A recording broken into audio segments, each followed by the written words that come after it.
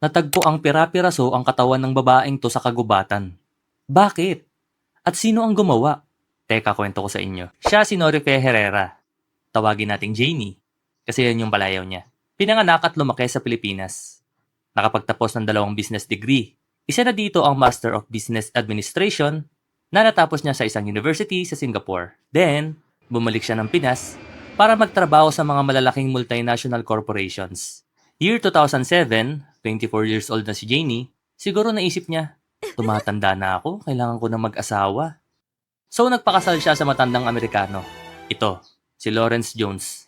Tawagin nating Lawrence. Nasa 69 to 70 years old, taga Monterey, California, professor sa Naval Postgraduate School. Ayon sa mga reports, maaaring sa dating site nagkakilala yung dalawa. I guess nang makita nila ang litrato ng isa't isa, napasabi na lang sila ng, "Uy, positive." So ito na nga. Dahil sa age gap, may mga tao sa paligid nila na madaming hanash. Like, Isa na namang Pinay ang nakaahon sa hirap. desperado na si girl! Ako din. Desperado na. Pero syempre, dead man lang si Janie. Dahil mas madaming tao ang nagmamahal sa kanya.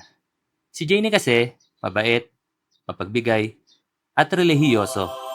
Volunteer siya sa isang community service na tumutulong sa mga kabataan. Ayon pa sa mga nakakakilala sa kanya, hindi nila kailanman narinig na nagsalita si Janie ng masama tungkol sa ibang tao. Paglipas ng panahon, hindi na naging maganda ang relasyon nilang mag-asawa. Madalas silang mag-away. Ayon sa mga ulat, hindi sila nagkakasundo sa maraming bagay dahil sa agwat ng kanilang edad.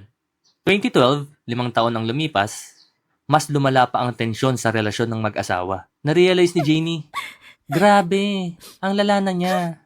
Bakit ba nagtitiis ako sa ganito kalalang sitwasyon? Sigurado mas lalala pa to paglipas ng ilang taon. Ayoko nang balalain pa.